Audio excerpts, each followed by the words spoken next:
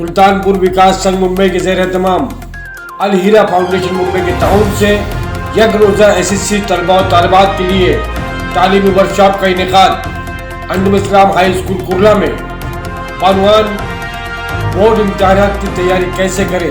Israel में जो यहूदी लोग हैं, यहूदी लोग बहुत कम लोग हैं दुनिया में, उनकी तादाद कम है, लेकिन वो मेहनत ज़्यादा करते हैं। अपनी मेहनत की वजह से पूरी दुनिया की इकनॉमी पर, पूरी दुनिया के इल्म पर, पूरी दुनिया के साइंस पर हावी हैं वो। अब हम आगे बढ़ते हैं। देखिए 2A 2 मार्क्स का 2 क्वेश्चन करना है, 3 दिया रहेगा, एक ऑप्शन है। आप यहाँ पे क्या कर सकते हो, एक मुश्किल को छोड़कर 2 को सेलेक्ट कर सकते हो, निशान लगा के तैयार रहने का। ये 4 मार्क का है और आपको 10 मिनट में ख़त्म करना है। एक्टिविटी है, 2 करना है। मैथ्स वाले बच्चे समझ रहे होंगे मैं क्या बता रहा हूँ। अस्सलामु अलैकुम वरहमतुल्लाहि वबरकातुहू। इन्नल हम्दुलिल्लाह नहमदुहु व नस्तईनुहु व नस्तगफिरुहु व नु'मिनु बिही व नतवक्कलु अलैहि व नऊज़ु बिल्लाहि मिन शुरूरि अनफुसिना व मिन सय्यिआति अमालिना।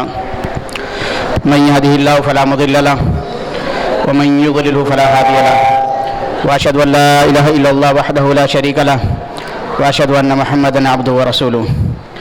अम्मा बाद, मुहतरम सामाईन इजलास, अज़ीज़ तलबा व तालिबात, जैसे कि पीछे लगे हुए बोर्ड पर आप लोग पढ़ रहे होंगे कि किस टॉपिक पर या किस उन्वान पर यह जलसा मुनाकिद किया गया है। तो मेरे भाइयों, मेरे तलबा, जो बच्चे फ़िलहाल बाहर बैठे हुए हैं, उनसे गुजारिश है कि वो तलबा भी अपनी अपनी सीट ले लें।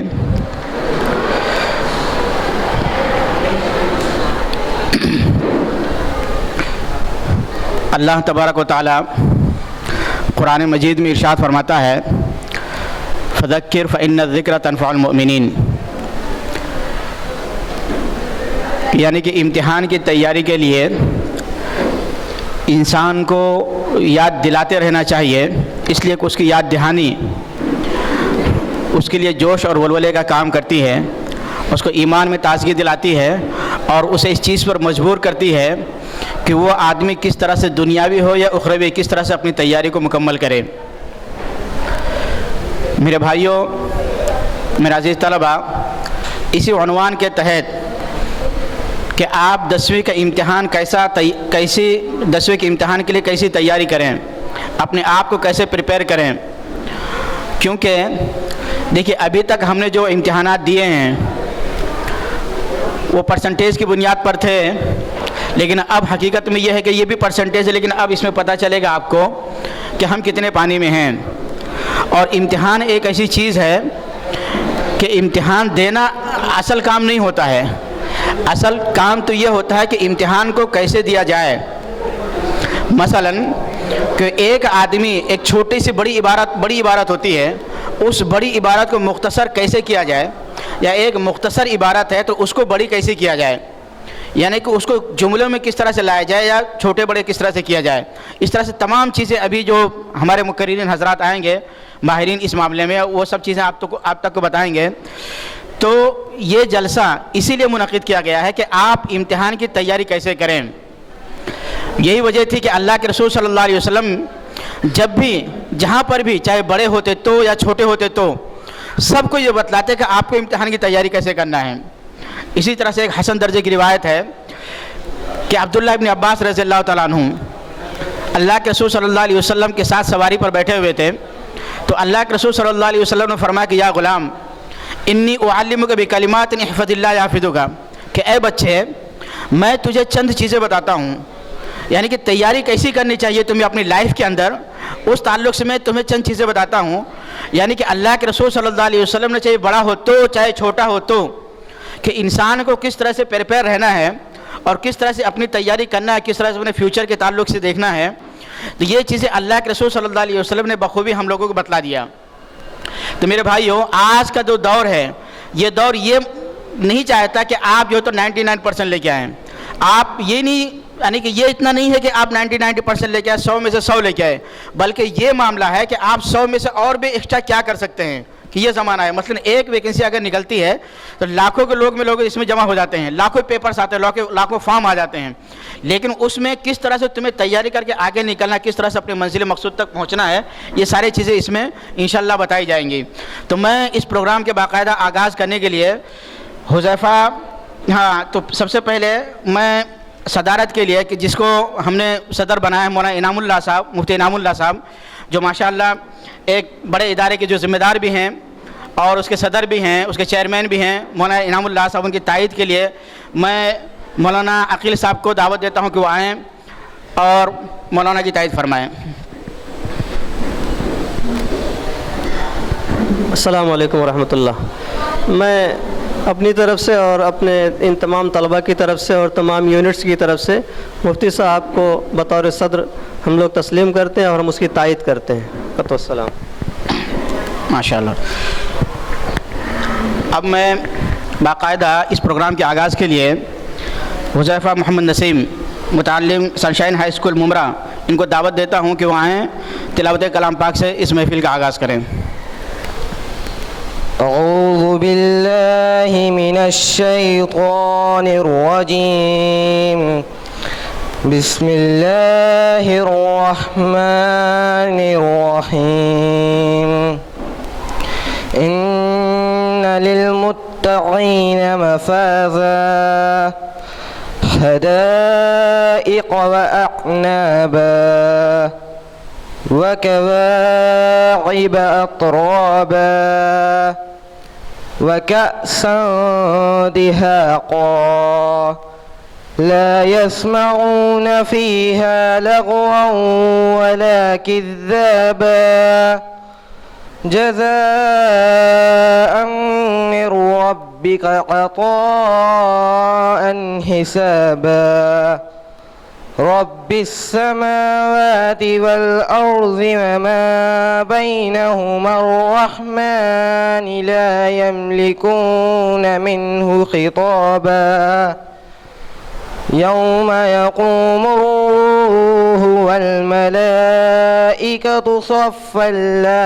यतकल्लमून इल्ला मन अज़िन लहु अर्रहमान व क़ाल सवाबा ज़ालिकल यौमुल हक़्क़ फमन शाअ इत्तख़ज़ इला रब्बिही मआबा इन्ना अंज़रनाकुम अज़ाबन क़रीबा यौम यंज़ुरुल मर्'ु मा क़द्दमत यदाह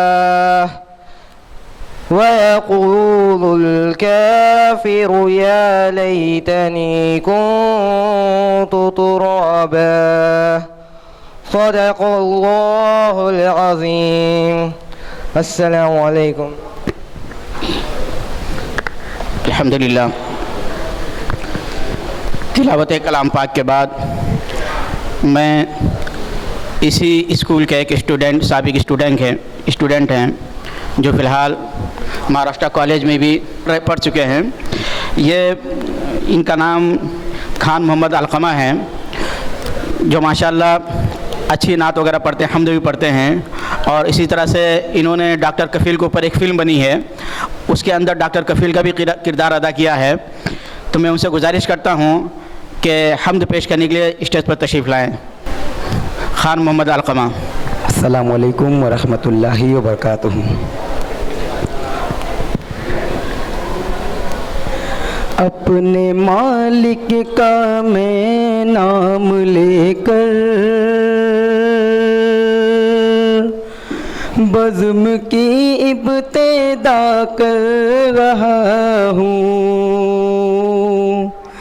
अपने मालिक का मैं नाम लेकर बज़्म की इब्तिदा कर रहा हूँ, अपने मालिक का मैं नाम लेकर बज़्म की इब्तिदा कर रहा हूँ। या खुदा आबरू रख मेरी तू, या खुदा आबरू रख मेरी तू, तेरी हमदो सना कर रहा हूँ। तू जो चाहे तो बन जाए किस्मत, तेरी सच मेरे सजदों की क्या है हकीकत। तू जो चाहे तो बन जाए किस्मत, मेरी सजदों की क्या है हकीकत। तेरी चौखट पे सर को झुका कर, तेरी चौखट पे सर को झुका कर फर्ज अपना अदा कर रहा हूँ। अपने मालिक का मैं नाम लेकर बज़्म की इब्तिदा कर रहा हूँ। मैंने दुनिया का देखा नज़ारा, अल-मदद कह के मैंने पुकारा। मैंने दुनिया का देखा नज़ारा, अल-मदद कह के मैंने पुकारा। मुझको अपनी पनाहों में रखना, मुझको अपनी पनाहों में रखना, बस यही इल्तिजा कर रहा हूँ। अपने मालिक का मैं नाम लेकर बज़्म की इब्तिदा कर रहा हूँ। आज महफिल में बैठे हैं जितने, सबके दिल की तमन्ना हो पूरी। आज महफिल में बैठे हैं जितने, सबकी दिल की तमन्ना हो पूरी। सबको हाजी बना दे तू मौला, मुझको हाजी बना दे तू मौला। मैं तड़प कर दुआ कर रहा हूँ, अपने मालिक का मैं नाम लेकर बज़्म की इब्तिदा कर रहा हूँ। अस्सलाम वालेकुम वरहमतुल्लाहि वबरकातुहू। माशाअल्लाह, जज़ाकल्लाह खैर। अलक़मा भाई का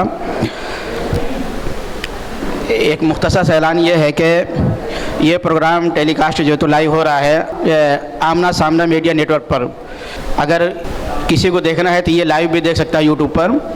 अब इसके बाद मैं मौलाना अकील नदवी साहब को दावत सुखन देता हूँ कि वह आएँ और मेहमान ख़ुसूसी का इस्तकबाल पेश करें। अस्सलामु अलैकुम वरहमतुल्लाहि वबरकातुहू।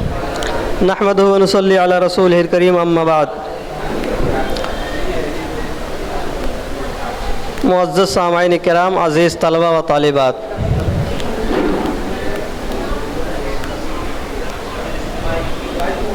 मैं बहैसियत जॉइंट सेक्रेटरी सुल्तानपुर विकास मंच बहुत खुशी महसूस कर रहा हूँ कि मुफ्ती साहब ने मुझे इस्तक़बालिया पेश करने के लिए मुख्तस किया। मैं उनका शुक्रगुज़ार हूँ। मैं सुल्तानपुर विकास मंच की तरफ से अपने इन तमाम तलबा व तालिबात का जो ख़ास तौर से यहाँ कैसे एग्ज़ाम पास करें या कैसे एग्ज़ाम को पेश करें उसके लिए सब जमा हैं, मैं उन सब का और ख़ास तौर से हमारे जो आने वाले मेहमान हैं मोहतरमा ज़ैबुन्निसा प्रिंसिपल साहिबा साबु सिद्दीक़ कॉलेज और मोहतरम आमिर अंसारी साहब प्रिंसिपल मदनी हाई स्कूल साहब जो जल्द ही आने वाले हैं, और इस मजलिस में शरीक तमाम शुरका का, तलबा व तालिबात का मैं सुल्तानपुर विकास मंच की तरफ से खैर मकदम करता हूँ, उनका इस्तकबाल करता हूँ। बस इन्हीं चंद बातों पर मैं अपनी बात ख़त्म करता हूँ। फ़कत वस्सलाम। अल्हम्दुलिल्लाह, मौलाना नदवी साहब ने इस्तकबालिया कलमात पेश किया आप लोगों के सामने। ये जो प्रोग्राम या ये जो जलसा मुनक़िद किया गया है, ये सुल्तानपुर विकास संघ जो सुल्तानपुर वालों के लिए खुसूसन और तमाम अहले इस्लाम के लिए उमूमी तौर पर काम करता है, जिसके रहनुमा मौलाना आलम नदवी साहब और मौलाना इनामुल्लाह साहब हैं। तो मैं इनके बाद मौलाना आलम नदवी साहब को दावत देता हूँ, जो कि सुल्तानपुर विकास संघ के जनरल सेक्रेटरी हैं, कि वो आएँ सुल्तानपुर विकास संघ के तारुफ़ी कलमात कुछ पेश करें। अस्सलामु अलैकुम वरहमतुल्लाहि वबरकातुहू। अल्हम्दुलिल्लाहि वकफ़ा व सलामुन अला इबादिही लज़ीना इस्तफ़ा, अम्मा बाद।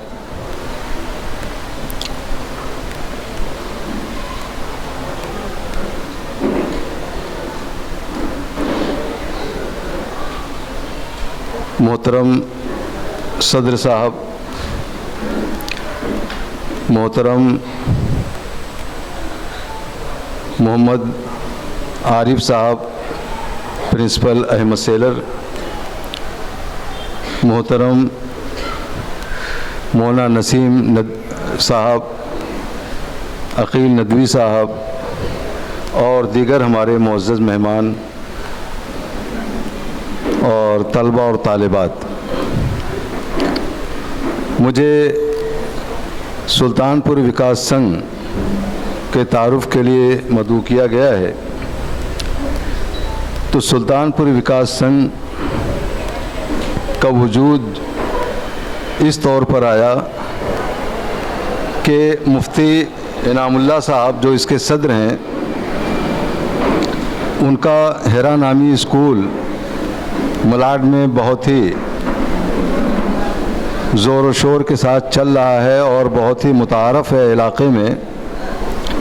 उसके बहुत सारे प्रोग्रामों में मैं गया और मुझे महसूस हुआ कि अगर ये बात एक इलाक़े के अलावा और भी इलाक़ों में अपनी बात, अपनी दावत अगर पहुंचानी है, तो क्यों ना ऐसा किया जाए कि सुल्तानपुर के लोगों तक भी अपनी बात पहुंचाई जाए।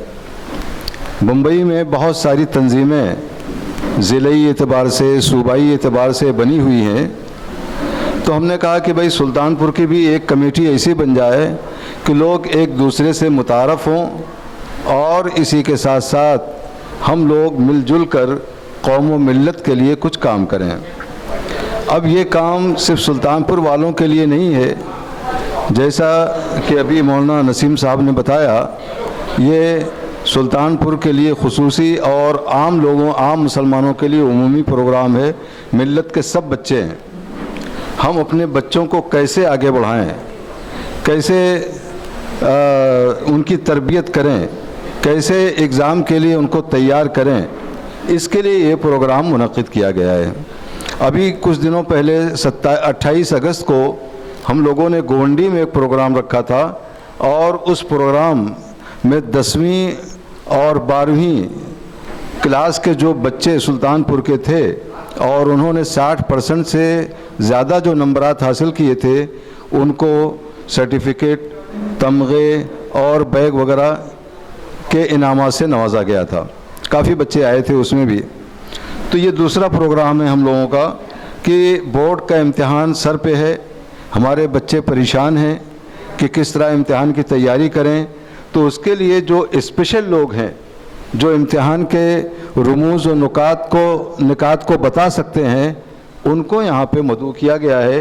अभी थोड़ी ही देर में वो लोग आने वाले हैं। मैं भी महाराष्ट्र कॉलेज में था, मुझे भी पता है कि जब सुपरवाइज़र राउंड करता है इम्तिहान के दरमियान तो बच्चे क्या क्या हरकतें करते हैं। इसी के साथ जब उनकी कापियाँ जमा हो जाती हैं, एग्ज़ामिनर के पास जाती हैं, तो किस तरह से उनकी कापियाँ सामने आती हैं, कैसे वो लोग नंबरात हासिल करते हैं, कहाँ नंबरात कम होते हैं, ये सब अल्लाह के करम से मुझे पता है। तो हमने मुफ्ती साहब ने और चंद और लोगों ने मिलकर सुल्तानपुर विकास संघ की यूनिट बनाई जगह जगह पर, जिसमें गोवंडी, घाटकोपर, विकरौली और क्या कहते हैं मुमरा, साकीनाका, कुरला, इस तरीके से बहुत सी जगहों की यूनिटें बनाई गईं और सबको, और भाई कल्ला, इन सबको मदऊ किया गया कि भाई अपने अपने इलाके के बच्चों को लाएं। लेकिन हमारी कौम का मामला सिर्फ़ सुल्तानपुर की हद का नहीं है, पूरे आलम इस्लाम में हमारी कौम में वो बेदारी नहीं है जो बेदारी दूसरी कौमों में पाई जाती है। हम लोग तो इस वक्त सो के उठते हैं आँख मलते हुए और उसके बाद सोचते हैं कि जाया जाए कि ना जाया जाए।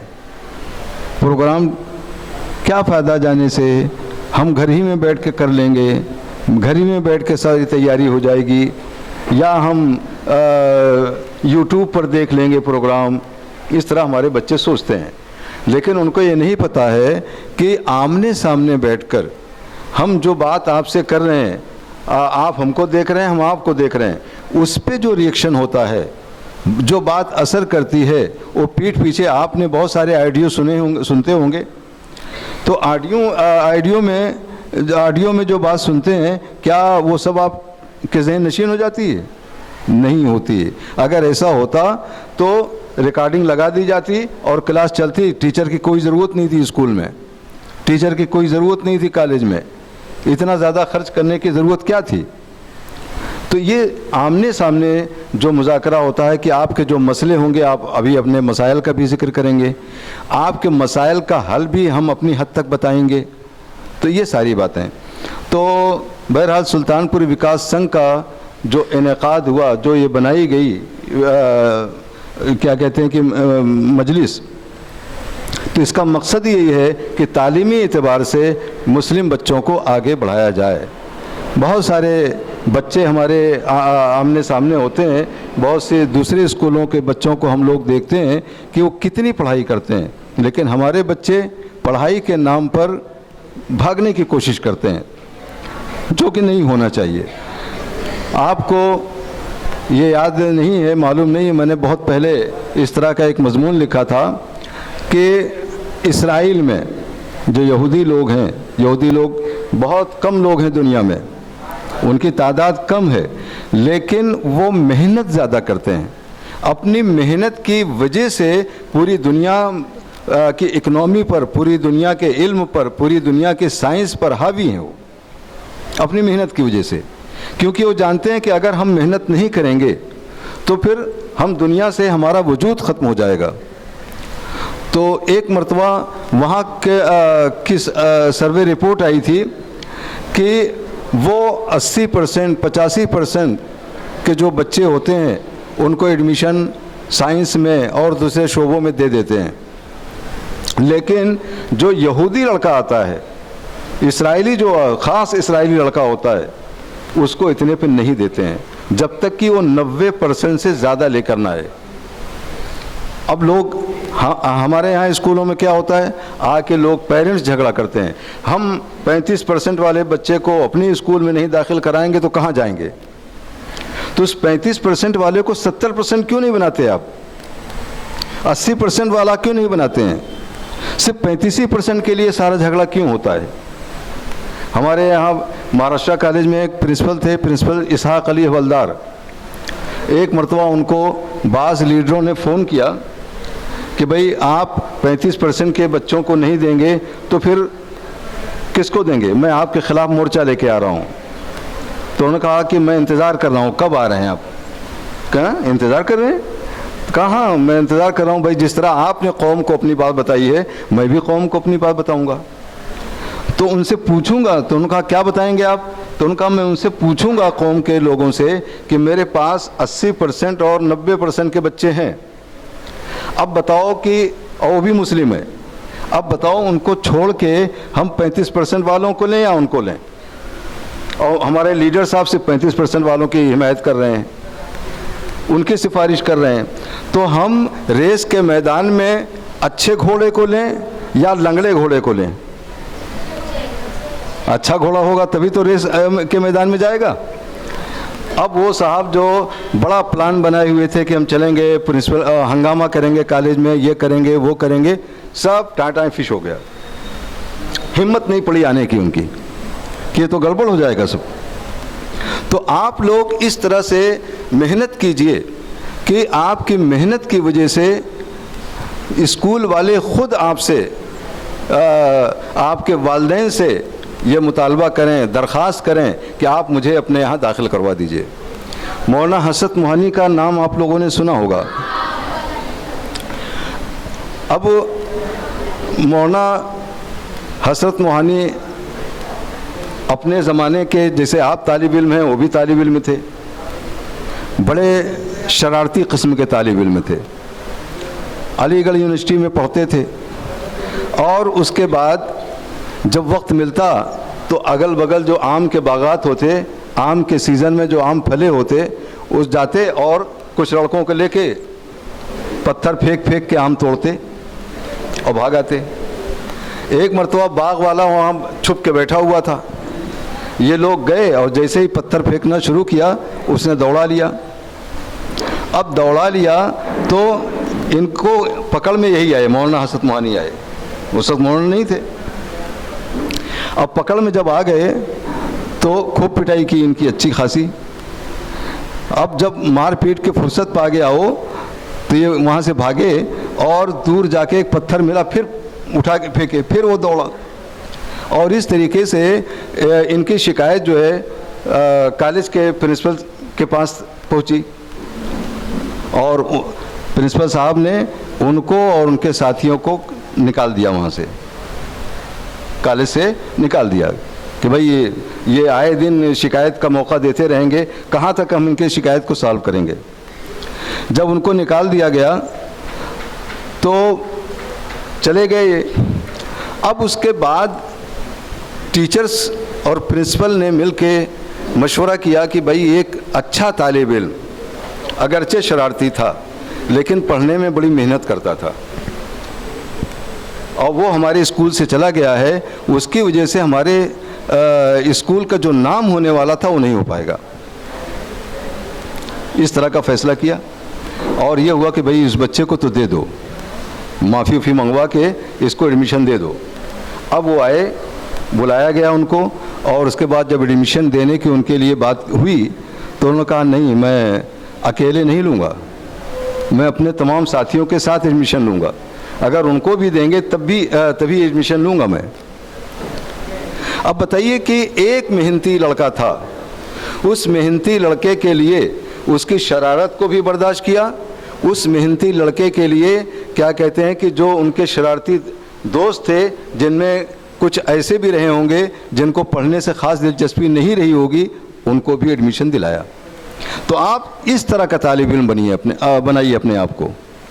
इस तरह का तालिब इल्म अगर आप बना लेंगे तो लोग, कॉलेज के लोग, प्रिंसिपल आपसे क्या कहते हैं कि खुद बात करेंगे और कहेंगे कि आप हमारे यहाँ आ जाइए।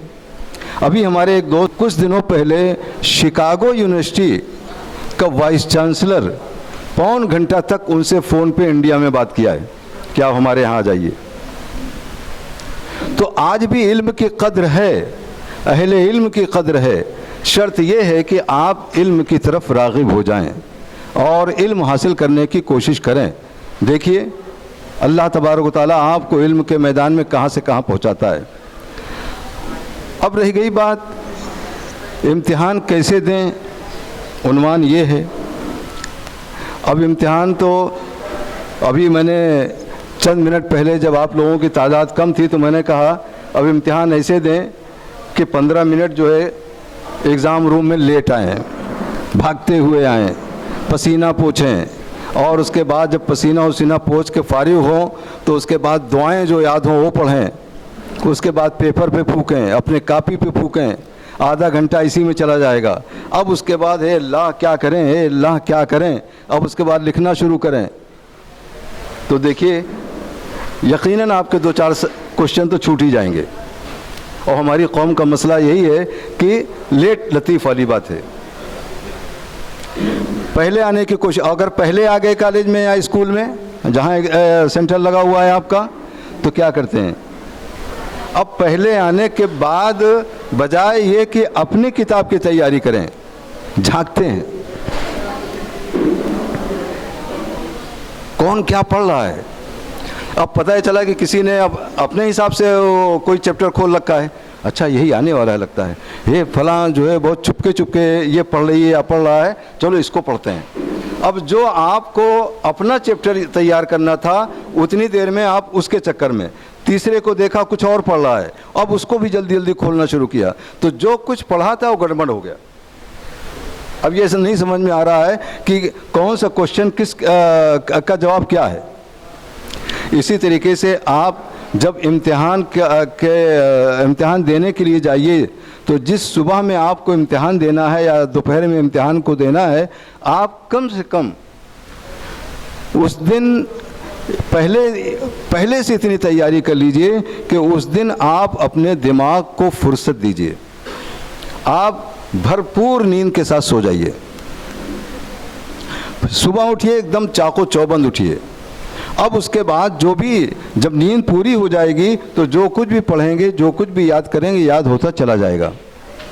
और उसके बाद जब एग्ज़ाम देने के लिए जाएंगे तो एग्ज़ाम में भी आप अच्छे से और सलीक़े से पेपर दे सकेंगे।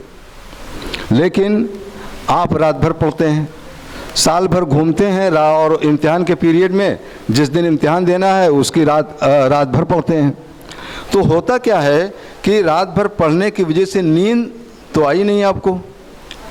नींद अल्लाह ताला ने कहा है कि रात को हमने आराम के लिए बनाया है, वन नौम सुबाता, लेकिन हमने रात को पढ़ने में लगा दिया। ठीक है, अच्छी बात है पढ़ने में लगाया, लेकिन चूंकि साल भर आप रात भर नहीं पढ़ते हैं तो आदत आपकी नहीं बनी है, इसलिए इम्तिहान के पीरियड में जो रात भर पढ़ता है तो रात भर पढ़ने की वजह से उसके सर में दर्द होने लगता है, आंखें झपकने लगती हैं जब पेपर देने आते हैं तो, और उसकी आंख झपक रही है, कैसे आप पेपर देंगे।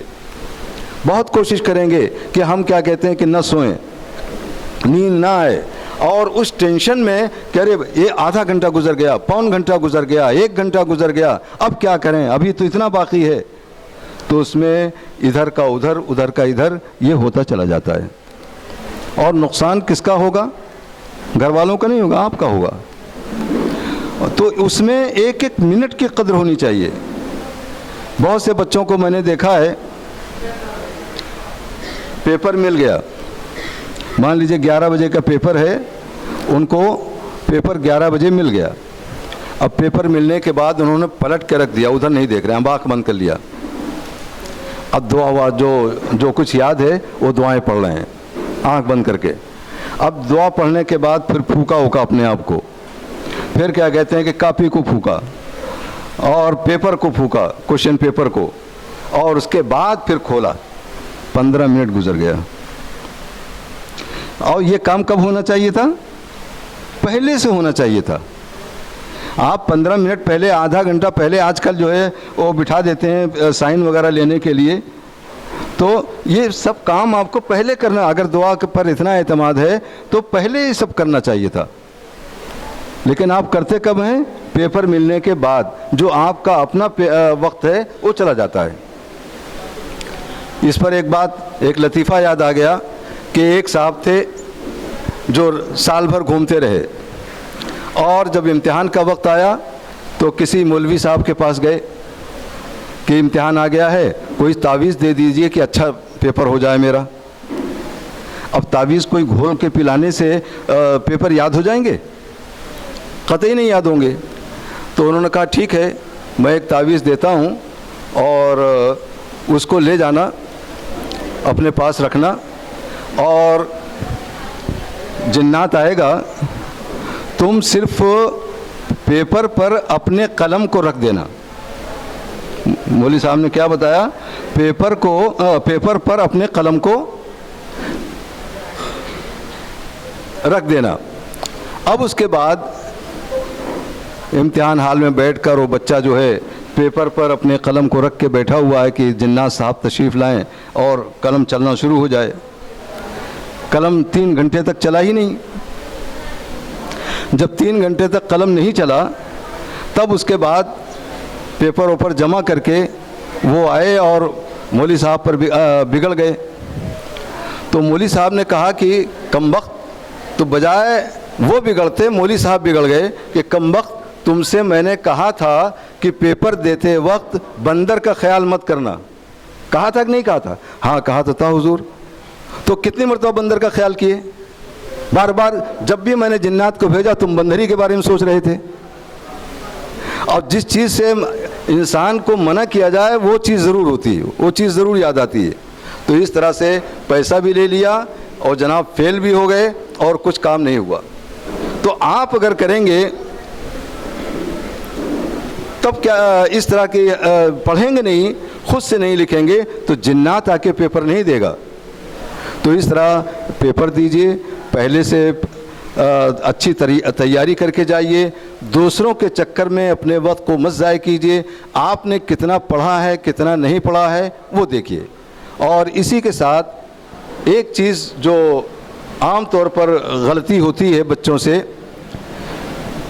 क्वेश्चन नंबर 1 के बाद जो दूसरे क्वेश्चंस होते हैं उसमें होता क्या है कि उसमें अलिफ बे जीम दाल इस तरीके से शाखें होती हैं उसकी। अब एक लड़के ने या लड़की ने क्वेश्चन नंबर 2 अलिफ लिखा, अब उसके बाद जो लिखा क्वेश्चन नंबर 3 बे, क्वेश्चन नंबर 4 अलिफ। अब उसके बाद लिखते लिखते अब जिसका जो बाकी है वो बाद में लिख रहा है। तो एग्ज़ामिनर जब पेपर चेक करता है तो बोर्ड के एग्ज़ाम में ये होता ये है कि क्वेश्चन नंबर 2 को के जितने नंबर आते हैं वो एक जगह जमा किए जाएं। क्वेश्चन नंबर 3 के जो नंबरात हैं वो एक जगह जमा किए जाएं। क्वेश्चन नंबर 4 के जो नंबरात हैं एक जगह जमा किए जाएं। अब उस जमा करने में जितनी देर में एक एग्ज़ामिनर 3 कापी चेक कर सकता था उतनी देर में एक कापी भी नहीं हो पा रही। तो फिर एग्ज़ामिनर झुंझलाता है, ना चाहते हुए भी आपको नंबर कम देता है कि कमबख्त ने बहुत परेशान किया है। तो ये इस तरह की बातों से और इस तरह की हरकतों से भी बचने की कोशिश करें। आम तौर पर लोग कहते हैं जो सबसे अच्छा याद हो वही क्वेश्चन करना चाहिए, वही क्वेश्चन करो लेकिन सीरियल ऑर्डर में करो। ऐसा ना हो कि आधा तीतर आधा बटेर, आधा इधर करो आधा उधर करो और इस तरीके से एग्ज़ामिनर परेशान हो जाए। तो एग्ज़ामिनर को खुदारा परेशान करने की कोशिश मत करें और अपने आप से बिल्कुल बेहतर अंदाज से आपकी राइटिंग अच्छी हो, मजमून निगारी में जो तमहीद है और इसी के साथ साथ जो असल मकसद है, फिर उसके बाद उसका ख़ात्मा है, जो ये सीरियल ऑर्डर आपको बताया जाता है स्कूल में या कॉलेज में, उसके हिसाब से आप मजमून लिखेंगे तो इंशाअल्लाह कामयाबी होगी। ये चंद बातें थीं जो मैंने सुल्तानपुर विकास संघ के तवस्सुस से आप तक पहुँचाई कि सुल्तानपुर विकास संघ का मकसद ही यही है कि हमारे तलबा हमारे तालिबात बेहतर अंदाज से आगे बढ़ें और कौम के नाम को रोशन करें, मुल्क के नाम को रोशन करें। शुक्रिया। आमीन व आखिर दावाना अल्हम्दुलिल्लाह रब्बिल आलमीन। हमारे मोहतरम मेहमानान आ गए हैं।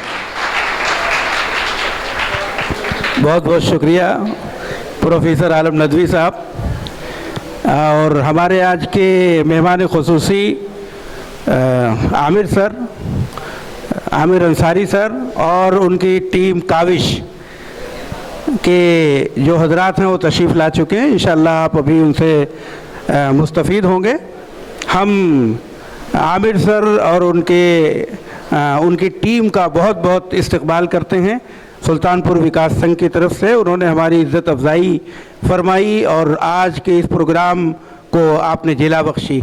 बहुत बहुत शुक्रिया आमिर सर और उनके अहबाब और उनकी टीम का। इसके बाद जो है मैं शकील सर से गुजारिश करूंगा कि वो तशरीफ़ लाएं।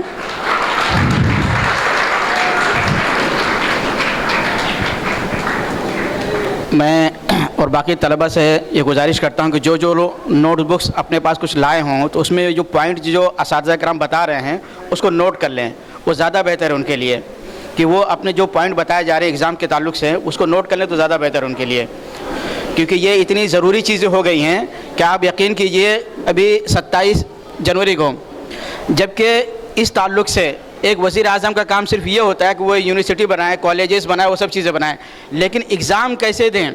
अभी 27 तारीख को हमारे मोदी जी ने दिल्ली के अंदर बहुत बड़ा प्रोग्राम किया जिसमें तकरीबन 38 लाख बच्चे शामिल हुए थे। 27,000 तो ऑफलाइन थे और बाकी जो है तो ऑनलाइन जो है तो शामिल हुए थे उसके अंदर। तो सिर्फ इसलिए कि उसमें यह बताया गया था एग्ज़ाम के सवालात किस तरह से किए जाएंगे, किस तरह से तुमको तैयारी करना है, किस तरह से तुम्हें प्रिपेयर रहना है, ये सब चीज़ें उसमें बताई गई थी।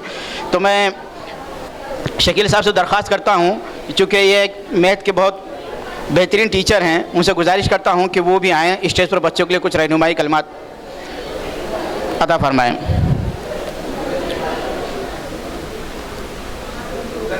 आइए।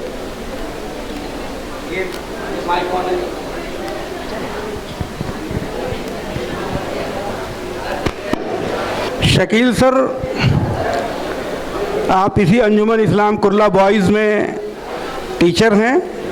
आपने MSc B.Ed DSM किया हुआ है, 24 साल से टीचिंग लाइन में है अल्हम्दुलिल्लाह, काफ़ी आपको एक्सपीरियंस है।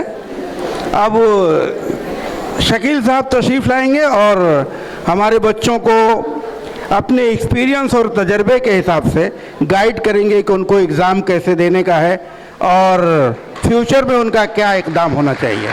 मैं शकील सर से गुजारिश करूंगा कि वो तशरीफ़ लाएं और अपने प्रोग्राम का आगाज़ करें। असल में यहाँ से ज़रा कंफर्टेबल होगा। सबसे पहले मैं अल्लाह का शुक्र अदा करूँगा कि इतने बेहतरीन मजमे में मुझे शामिल करने किया और अल्लाह ताला जो अब तक सिखाया है हमारे बड़े टीचरों के ज़रिए, हमारे उस्तादों के ज़रिए, हमारे साथियों के ज़रिए। मैं इसी अंजुमन इस्लाम का ही टीचर हूँ। मुझे बड़ी खुशी है कि आज इस प्रोग्राम में मैं भी शामिल हूँ और मुझे मौका मिला है कि ये बोर्ड एग्ज़ाम की प्रिपरेशन में बच्चों को क्या ध्यान देना है और किन बात पर ध्यान देते हुए आगे बढ़ेंगे तो उनके मार्क्स भी अच्छे होंगे। मेरा वैसे पैशन है कि मैं गाइडेंस करता हूँ, तो ख़ासकर मेरा जो मैथ्स सब्जेक्ट है उस पे मेरा गाइडेंस रहता है 10th स्टैंडर्ड। मैं इसी अंजुमन इस्लाम में हूँ भी और पढ़ा भी रहा हूँ, प्रोग्राम भी यहीं पर है, तो बड़ा अच्छा लगता है गाइडेंस करना। चलिए तो हम आगे बढ़ते हैं। ये मेरा तारुफ है।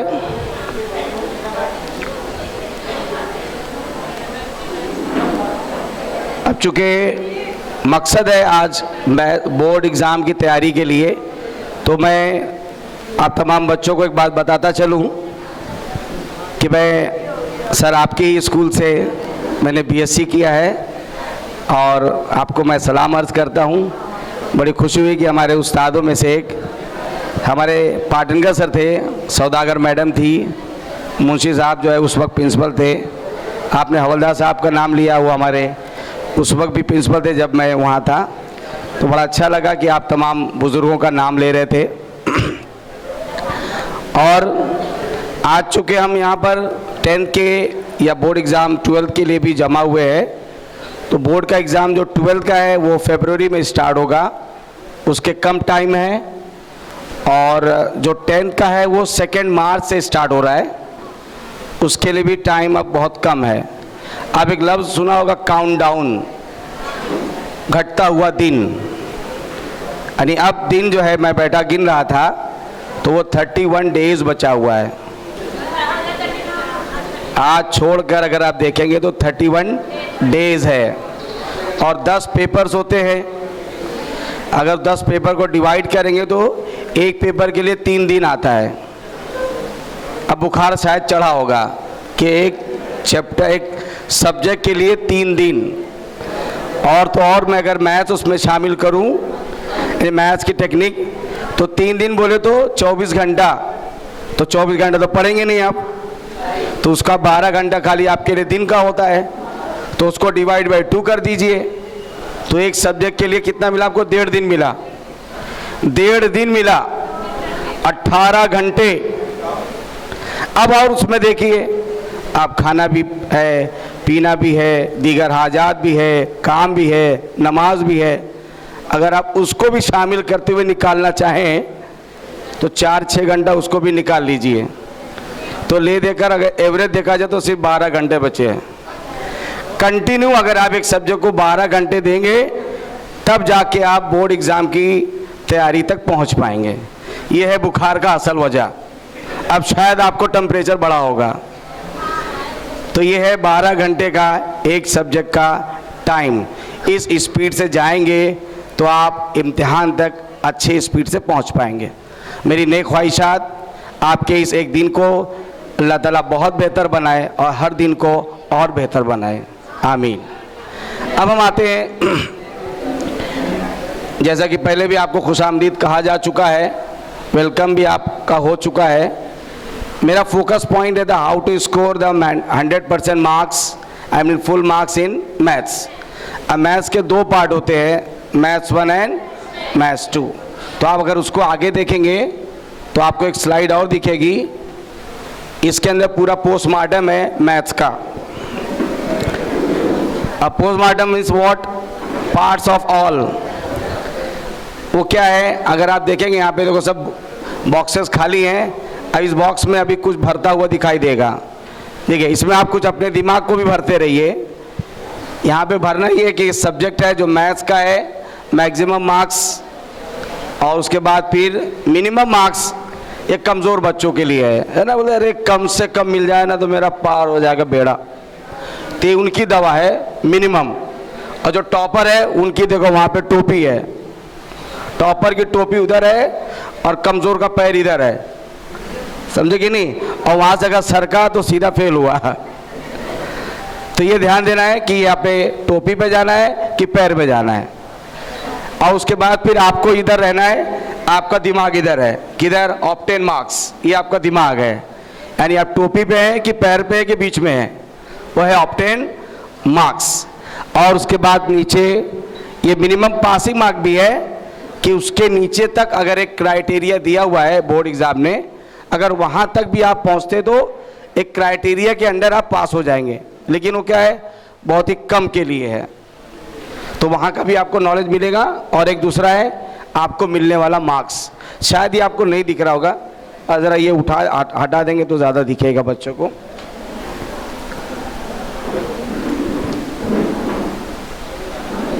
ये तमाम बातें सिर्फ आपके, और थोड़ा इधर थोड़ा सा, ये जो तमाम हायल जो थे वो आपकी कामयाबी के जो हायल वाले थे उनको हटा दिया गया।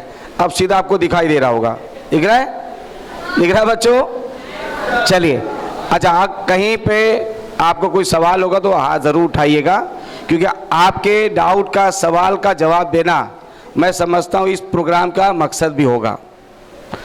तो हम आते हैं, आप देखते होंगे आप इसमें आपको अलजेब्रा पहला, मैथ्स 1 जिसके 40 marks maximum, 14 marks minimum for passing, और ये उन गरीब गुरबा के लिए 10 मार्क है जो बस अब इसके बाद गए तो गए काम से। तो 4 मार्क्स का यहाँ पे भी डिफरेंस है उन गरीब गुरबा के लिए, ठीक है। और ये आपका क्वेश्चन मार्क आप पाने वाले क्या हैं। अब यहाँ पे आपका सर थोड़ा सा गर्म हुआ होगा कि भाई मैं कितना पाऊँगा, कहाँ पर हूँ मैं। तो ये है अलजेब्रा का। इसी तरह से आप देखेंगे ज्योमेट्री का, उसी का भी वही रिश्तेदारी है, ठीक है। तो इस तरह से आप देखेंगे तो ये दोनों पेपर्स होने वाले हैं जो 2 मार्च से शुरू होगा, लेकिन आपका अलजेब्रा जो होने वाला है वो 13 मार्च को होगा। बेटा लिख लीजिए, 13 मार्च को अलजेब्रा का पेपर है और 15 मार्च को ज्योमेट्री का है। बीच में एक दिन और मिल गया है, खाने के लिए नहीं, पढ़ने के लिए, रिवीजन करने के लिए। आप बोलेंगे एक दिन में मैं एक सब्जेक्ट का रिवीजन कर लूँ, नामुमकिन है। मुमकिन कम है जब आज से और इससे पहले से लेकर पढ़ते आए रहे होंगे, और उस दिन खाली आपको क्या है, सिर्फ रिवाइज करना है, वो एक दिन मिलता है। उसमें आपके दूसरे काम भी होते हैं, इसलिए वो एक दिन को पढ़ने के तौर पर मत देखिएगा, वो एक दिन को रिवाइज करने के तौर पर देखिएगा। और आपने ये भी देखा होगा, अगर क्रिकेट प्रेमी हैं आप लोग, तो देखो फास्ट बॉलर जो होता है ना, बहुत पीछे जाके तभी बॉलिंग अच्छी करता है। तो वो एक दिन आपको ना फास्ट बॉलिंग के लिए पीछे जाने का दिन है, कि जितना पीछे जाएंगे उतनी आपकी फास्ट बॉलिंग हो जाएगी, समझ गए। बहरहाल तो वो एक दिन आपको मिलेगा। अब यहाँ पे दूसरा है जो स्कूल से आपको मिलने वाला है एक्सटर्नल। तो आप देखो एक्सटर्नल का टोटल मीन्स जो बोर्ड पे पेपर होगा उसका टोटल हुआ 80, यहाँ पे मिनिमम होगा 27 और उसका और मिनिमम कितना हुआ 10 और ये आपका क्वेश्चन मार्क अभी भी है। इसका मीनिंग क्या हुआ? मीनिंग ये हुआ कि आपका बोर्ड का जो पेपर जो आएगा उसका टोटल बोर्ड में 80 में से जाएगा बेटा, मैथ्स 1 2 मिला के जाएगा। अब यहाँ पे गरीब गुरबा के लिए एक और ख़ास बात बता दूँ, अगर किसी बच्चे का इधर देखो आप यहाँ पे एक नंबर का भी फ़ायदा हो रहा है, देखो ध्यान से, अगर ध्यान देंगे तो एक नंबर का फ़ायदा हो रहा है। यहाँ पे 14 मिलकर 28 हो गया, तो बोले ये मैथ्स हमको पढ़ाने आया, इसका मैथ्स खुद ही कच्चा है। 28 होना चाहिए, 27 क्यों लिखा? ये गरीब गुरबा के लिए लिखा है कि आपको यहाँ पे 27 भी मिलेगा, नॉट 28, तभी भी आप पास हो जाओगे।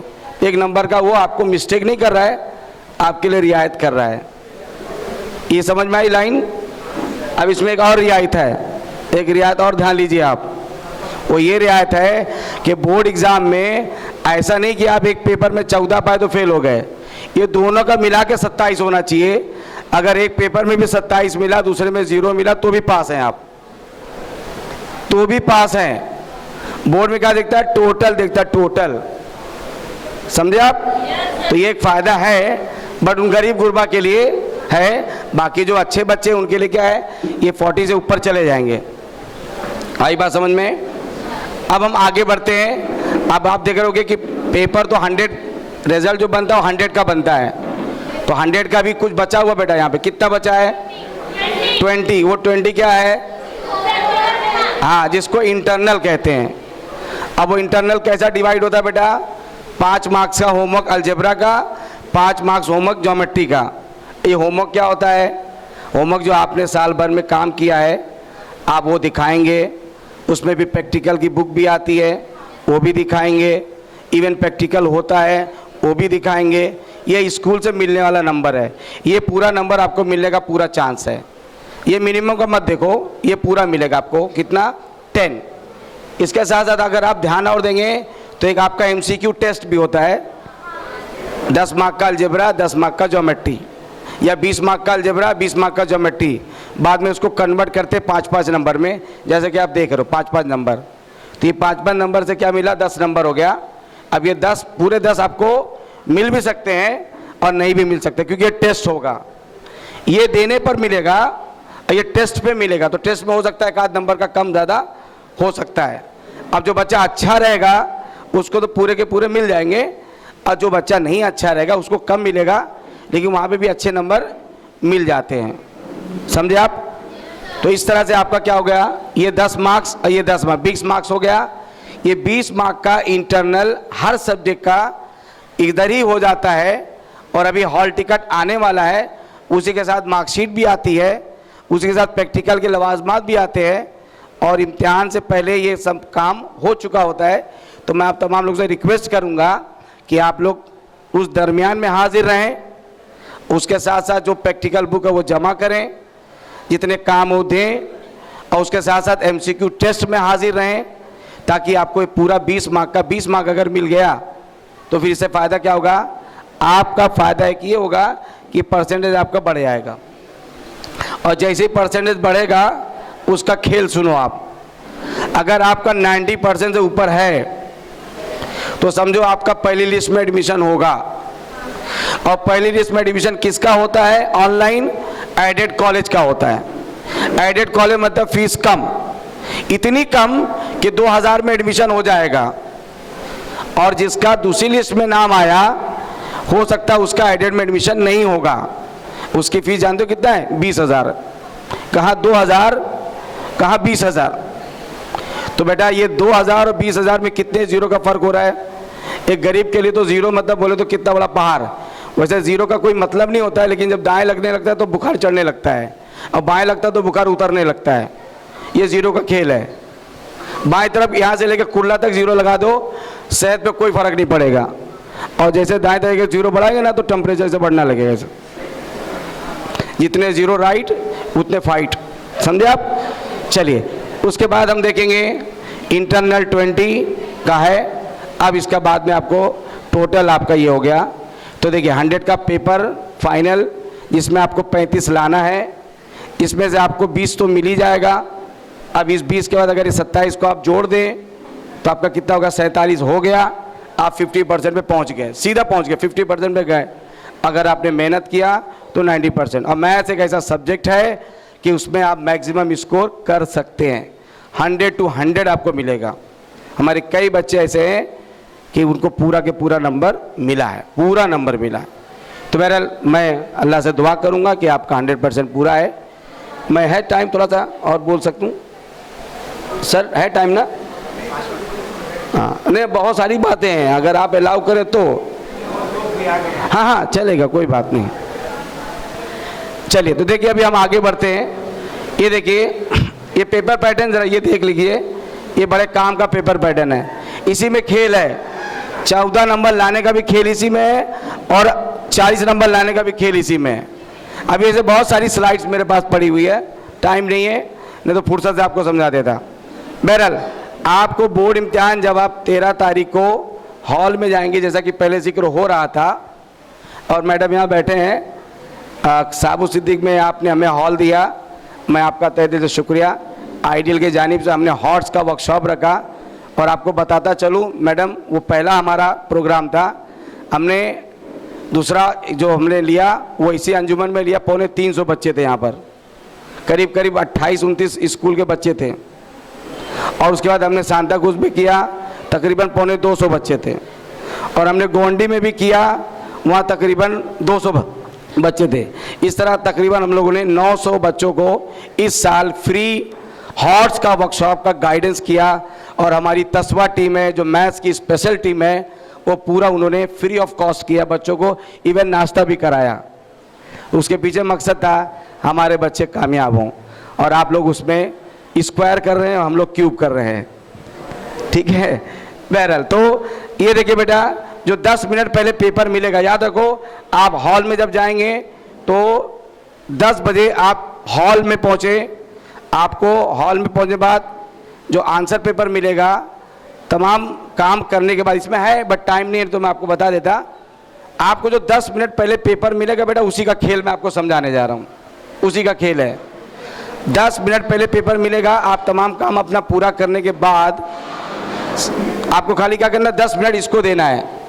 तो क्या करना है, देखो MCQ 4 मार्क्स का, नो ऑप्शन, ऑप्शन है ही नहीं, बस यहीं पे मार्क आते अच्छे बच्चे। अच्छे बच्चे एक भी ऑप्शन अगर गलत किया, उनका 39 हुआ, 39 फौरन हुआ। एक गलत हुआ फिर 38 हुआ। मतलब यहाँ पे बचने का जगह है नहीं, मतलब एक तरफ कुआं एक तरफ खाई है और बीच में जाई है। अगर गया नहीं तो गया, इधर गया नहीं तो इधर गया, मतलब दोनों तरफ गया। और अगर पढ़ाई अच्छी है तो गया इधर, और पढ़ाई खराब है तो इधर गया इधर। मतलब 39, 38, 34, यहाँ पे आपको 36 तक पहुँचा देगा, फौरन एक पहुँचाएगा। अगर आपकी प्लानिंग अच्छी है तो आपको 4 नंबर ये दे देगा। ये 4, ये जो है ना, इसका टाइम 10 मिनट में ख़त्म कर लेना चाहिए, लेकिन मैंने देखा 10 मिनट से पहले बच्चे इसको कर लेते हैं। उसके बाद हम दूसरा देखेंगे, 1 मार्क का 1B का question, 4 marks, no option, 4 marks, knowledge based question होता है। 10 मिनट में इसको भी पूरा करना चाहिए। तो आपको क्या करना है, बोर्ड पेपर जब मिला ना तो आप क्या करेंगे, आपको ये चारों पे तो चारों करना है। तो पहले देखने का कि अपने को चारों आता है कि नहीं, अगर आता है तो मतलब आगे बढ़ने का। दूसरा 4 आता है कि नहीं, आगे बढ़ने का। तो यहाँ तक तो आपको करना ही करना है, इसमें आपको कुछ रुकना नहीं है, लेकिन फ़ौरन ही करना है, प्लानिंग करना है। आपको 10:50 को पेपर मिलेगा और 11 बजे ठीक जब बेल होगी तब इसको स्टार्ट करना है। तो वो 10 मिनट का जो खेल है उसी का ये यहाँ पर आपको बता रहा हूँ मैं। और ये बहुत अच्छी बात हुई, गवर्नमेंट ने अपने तमाम बच्चों को कई सालों से 10 मिनट पहले पेपर देखने के लिए दिया। ये बहुत अच्छा काम किया गवर्नमेंट ने, तो ये आपके लिए अच्छी चीज़ है, इसको फ़ायदेमंद तब्दील कीजिए। बहरहाल हाँ ठीक है, अब हम आगे बढ़ते हैं। देखिए 2A 2 मार्क्स का 2 क्वेश्चन करना है, 3 दिया रहेगा, एक ऑप्शन है। आप यहाँ पे क्या कर सकते हो, एक मुश्किल को छोड़कर 2 को सेलेक्ट कर सकते हो, निशान लगा के तैयार रहने का। ये 4 मार्क का है और आपको 10 मिनट में ख़त्म करना है। एक्टिविटी है, 2 करना है। मैथ्स वाले बच्चे समझ रहे होंगे मैं क्या बता रहा हूँ। 2B दूसरा क्वेश्चन 2B है, 2 मार्क्स का, 4 करना है। 5 एक ऑप्शन आप यहाँ पे छोड़ सकते हो मुश्किल वाले को। पहले लेकिन तय करना पड़ेगा आपको मुश्किल कौन सा है। ये 8 मार्क का क्वेश्चन है, ये नॉलेज एंड अंडरस्टैंडिंग बेस पे होता है, ये 20 मिनट में ख़त्म होना चाहिए, 20 मिनट में। फिर आप उतर जाएंगे तो आपको 3A क्वेश्चन नंबर 3A जो 3 मार्क का है, एक ही करना है 2 में से, यानी एक ऑप्शन रहेगा यहाँ पर। और इसके बाद आपको ये 5 मिनट में ख़त्म करना है इसका, और ये एक्टिविटी है, खाली देख कर लिखना है। 4-6 बॉक्स रहेगा, आधा मार्क्स का 6 बॉक्स रहेगा, 3 मार्क्स का क्वेश्चन रहेगा। फिर आप देखेंगे 3 भी, ये 3 मार्क्स का क्वेश्चन है। यहाँ फ़ायदा है आपको 4 क्वेश्चन देगा और 2 ही करना है, तो यहाँ आपके लिए फ़ायदेमंद है, आप 2 छोड़ सकते हो। 2 छोड़ सकते हो मतलब क्या है, यहाँ पर 2 मुश्किल को आप छोड़ सकते हैं, तो यहाँ पे आपको चॉइसेस है। इसके बाद इसमें देखो स्किल बढ़ गया, आप देखेंगे अब 4 मार्क का क्वेश्चन ये चैलेंजिंग होता है, जिसके लिए हम लोगों ने सर ये 4 मार्क का ये जो क्वेश्चन होता है ये चैलेंजिंग, इसी का हमने क्या किया, वर्कशॉप किया। क्योंकि आमतौर पे क्या होता है, ये जो 3 क्वेश्चन होते हैं ना, ये 3 क्वेश्चन ये आम बच्चों को पढ़ाए जाते हैं, क्लास में पढ़ाते हैं, सब छोटे कमज़ोर अच्छे सब बच्चों को पढ़ाया जाता है। अब ये उसमें जो अच्छे होते हैं वो यहाँ तक आ जाते हैं, लेकिन ये जो क्वेश्चन होता है ना, ये अलग टाइप का क्वेश्चन होता है, सबके बस की बात नहीं होती। तो हम लोग क्या कर रहे हैं, हमारे जो तंजीम है तस्वा करके मैथ्स का, उसने तय किया कि हम लोग एक क्वेश्चन का पूरे मुंबई में हम लोग जा जाके बच्चों को, अच्छे बच्चों को गाइड करेंगे ताकि उनका ये मार्क्स अच्छा हो जाए। तो फिलहाल हम लोगों ने इस पर हम लोगों ने किया, अगले बार इंशाल्लाह हम लोग इसको और आगे करेंगे। तो इस पर आपकी तंजीम अगर हमारा ताउन करे तो हम इसको इंशाल्लाह और अच्छी बड़े पैमाने पर करेंगे इंशाल्लाह, क्योंकि हमारा फ्री है बच्चों के लिए, आप साथ देंगे हम लोग इंशाल्लाह आगे करेंगे। तो ये इसमें आपको 3 मिलेगा, एक छोड़ना रहेगा, लेकिन ये अलग टाइप का क्वेश्चन होता है, ये सिंपल क्वेश्चन नहीं होता है, ये चैलेंजिंग क्वेश्चन होता है, इसकी एक अलग स्किल होती है, एक अलग टाइप होती है। बहरहाल हमें इसी हॉल में 250 बच्चों को हमने पढ़ाया।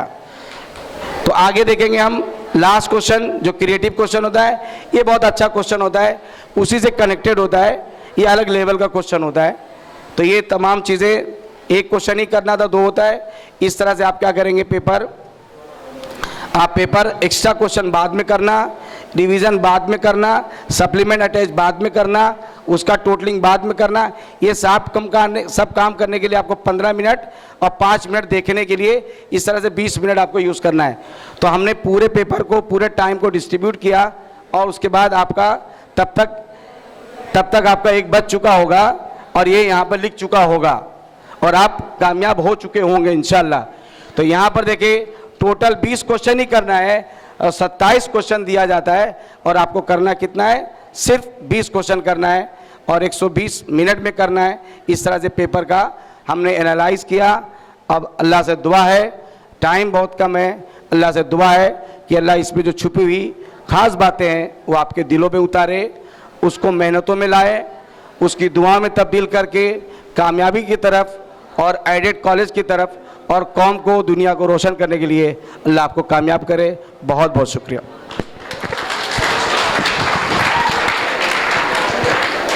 ये थे शकील सर जो अपने सलाहियतों के ज़रिए आप लोगों को नसीहतें फरमा रहे थे।